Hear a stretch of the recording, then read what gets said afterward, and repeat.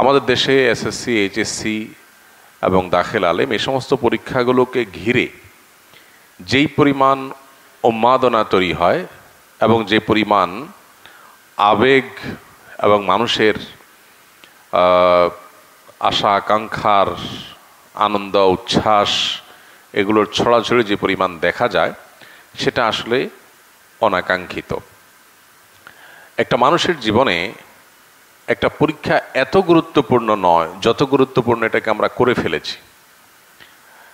আমরা এটাকে যত বড় করে ফেলেছি বিষয়টা আসলে এত বড় নয়। যে কোনো অর্জন মানুষের আনন্দের কারণ হয়, কিন্তু আনন্দের আতিশয্য এটা যদি সকল সীমা ছাড়িয়ে চলে যায় বা এটা যদি অনেক বেশি হয়ে যায় তাহলে সেটা আমাদেরকে আমাদের ভেতরকার বস্তুবাদের প্রতি আমাদের যে আসক্তি আছে সেটাকে খুব বড় করে দেখায় এবং ইঙ্গিত করে।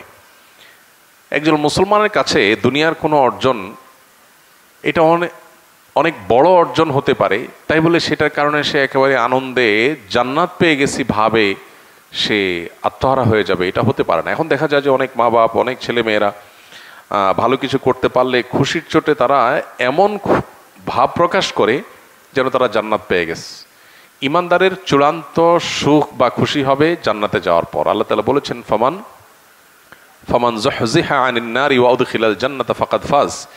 যে ব্যক্তিকে জাহান্নাম থেকে মুক্ত করে দেয়া হবে এবং জান্নাতে প্রবেশ করায় দেওয়া হবে সে চূড়ান্ত সফল হয়ে গেল।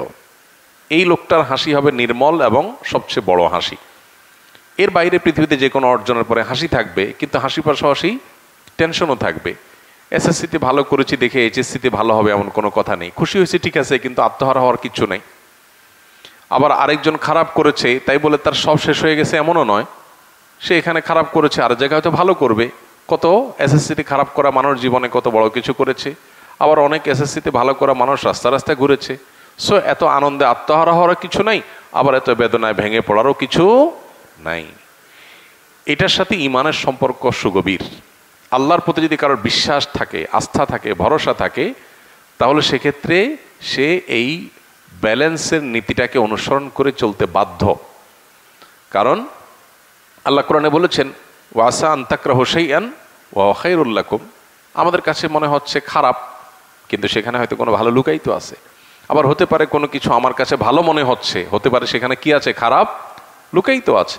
এই জন্য কোনো পাবলিক পরীক্ষা হোক বা অন্য কোনো পরীক্ষা হোক, এই সমস্ত পরীক্ষা বা যে কোনো অর্জনে আমরা খুশি হব, শুকরিয়া আদায় করব, আল্লাহর আনন্দ প্রকাশ করব, সন্দেহ নাই, কিন্তু সেটা মাত্রাতিরিক্ত যেন না হয়। নিজের ছেলে মেয়ের এসএসসি এইচএসসি পরীক্ষার আনন্দ প্রকাশ করে যদি বাবা মা আত্মহারা হয়ে যান, নাচানাচি শুরু করে দেন, তাহলে এটা দৃষ্টিকটু।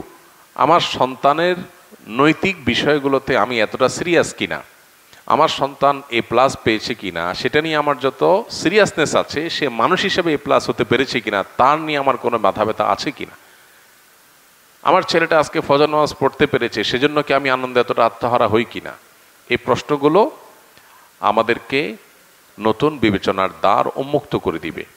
এই প্রশ্নগুলো যদি আমরা ভালো করে নিজের কাছে নিজে করতে পারি তাহলে আমাদের পথ চলাটা জান্নাতের পথে পথ চলা হবে ইনশাআল্লাহ, এবং আমাদের ভুল জায়গা থেকে আমরা সরে আসতে পারবো। তো এই জায়গাটাতে আমার মনে হয় যে আমাদের বড় ধরনের কারোশনের জায়গা আছে। কোনো পৃথিবীর অন্য কোনো দেশে আমাদের দেশের মতো এরকম এসএসসি এইচএসসি এই সমস্ত যে কোনো পাবলিক পরীক্ষায় ছেলে মেয়েদের উত্তীর্ণ হলে সেটা নিয়ে এত উন্মাদনা, এত উল্লাস, এত ফুর্তি, এইভাবে যেভাবে পত্রপত্রিকা মিডিয়াগুলোতে ফলাও করে প্রকাশ হয়, পৃথিবীর কোনো দেশে এভাবে ফলাও করে প্রকাশ হয় না।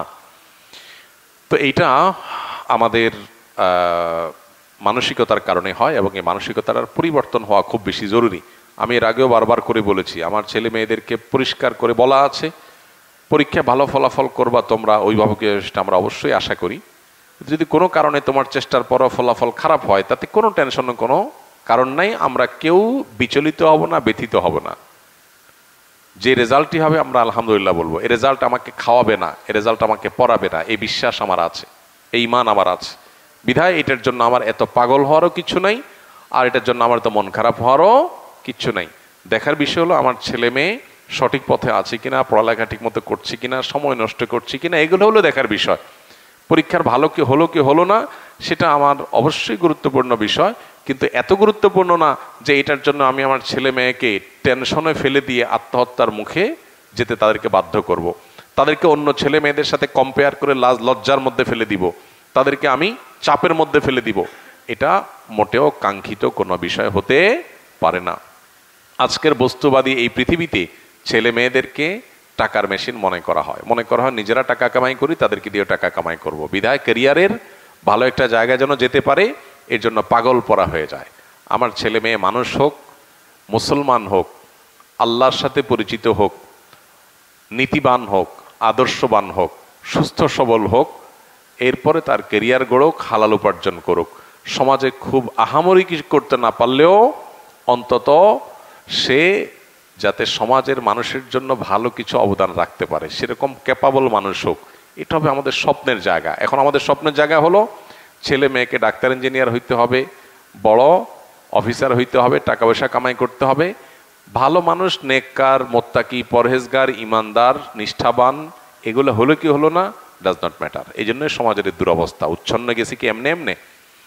নীতিবান মানুষের সংখ্যা কেন কমে যাচ্ছে, কেন স্বার্থপর শিক্ষিতের সংখ্যা বাড়ছে? কারণ আমাদের নিজেদের মধ্যে পরিবারগুলোতে এগুলোর চর্চা নাই। এজন্য এই এসএসসি, এইচএসসি কিংবা দাখিল আলিম পরীক্ষার ফলাফল প্রকাশ হওয়ার পর আমাদের পরীক্ষার ফলাফল তো প্রকাশ হয় না, আমাদের মানসিকতার প্রকাশ ঘটে। আমাদের মানসিকতার প্রকাশ ঘটে যায় যে আমরা আসলে কোন মানসিকতা লালন করি। আল্লাহ তাআলা আমাদেরকে সংশোধন হওয়ার তৌফিক দান করুন। স্বামী স্ত্রী পরস্পরকে কিডনি দেওয়া জায়েজ আছে কিনা? স্বামী স্ত্রী পরস্পরকে যদি কিডনি দেন তাহলে সেক্ষেত্রে সেটা জায়েজ হতে পারে এই শর্তে যে যিনি কিডনি দিবেন, দিলে তিনি নিজে মৃত্যুর মুখে পতিত হবেন না। যেমন তার দুইটা কিডনি সুস্থ আছে, তাহলে একটা কিডনি তিনি দিতে পারেন, কিন্তু তার একটা কিডনি সম্পূর্ণ অকেজো, আরেকটা কিডনি তিনি দিতে গেলে তিনি নিজেই মারা যাবেন, তো এটা তার জন্য জায়েজ নাই। অতএব স্বামী স্ত্রীকে, স্ত্রী স্বামীকে বা ভাই বোন পরস্পরকে একজন আরেকজনকে শরীরের কোনো অর্গান যদি দান করতে চান শরিয়ার দৃষ্টিকোণ থেকে সেটা জায়েজ আছে। যদি তিনি এটা দান করলে নিজে বড় কোনো ক্ষতির মুখে না পড়েন তাহলে এটা জায়েজ আছে। আর দ্বিতীয়ত এটা জায়েজ হবে যখন দান করা হবে, তখন বিক্রি করলে সেটা কি হবে না, জায়েজ হবে না। যে বিক্রি করবেন তার জন্য সেটা না জায়েজ হবে। ফেসবুক বা ইউটিউব থেকে উপার্জিত অর্থ হালাল হবে কিনা? ফেসবুক বা ইউটিউবে অ্যাডসেন্স, যেটা নর্মাল অ্যাডসেন্স হয়, এটা দিয়ে উপার্জন করা হালাল নয়। কারণ সেখানে যে অ্যাডগুলো আছে এর মধ্যে প্রায় 100% অ্যাডই হলো মিউজিক নির্ভর। তাহলে অ্যাডসেন্স করে উপার্জন করা মানে হলো আমার একটা হালাল কন্টেন্ট, হালাল ভিডিওর মধ্যে আমি মিউজিক বাজায়া উপার্জন করলাম। তাহলে মানুষকে মিউজিক শোনাতে আমি বাধ্য করলাম, মানুষকে মিউজিক শোনালাম আমি, আর মিউজিক শুনে আমি তার বিনিময়ে টাকা কামাই করলাম। বিষয়টা হারাম হওয়ার জন্য এইটুকুই যথেষ্ট হয়ে যায়। এর বাইরে সেখানে অনেক হারাম প্রোডাক্টের অ্যাডভার্টাইজমেন্ট হয়। ধরুন মাদকের অ্যাডভার্টাইজ হলো, তাহলে সেক্ষেত্রে আমি একটা হারাম প্রোডাক্টের প্রচারণায় ভূমিকা রেখে তার বিনিময়ে কামাই করলাম, এটা জায়েজ নয়। হ্যাঁ, এখন ইউটিউব কর্তৃপক্ষ এবং আরও কোনো প্ল্যাটফর্মে দেখা যায় যে অ্যাড তারা রান করে বাধ্যতামূলক, অর্থাৎ আপনি অ্যাডসেন্স ওপেন না করলে টাকাটা আপনার এখানে যাবে না, কিন্তু অ্যাড যাবে ঠিকই। এরকম একটা অবস্থা হয়েছে যে অ্যাড চালানোটা আপনার ইচ্ছার উপরে নির্ভরশীল না, তারা তাদের অ্যাড চালাবে।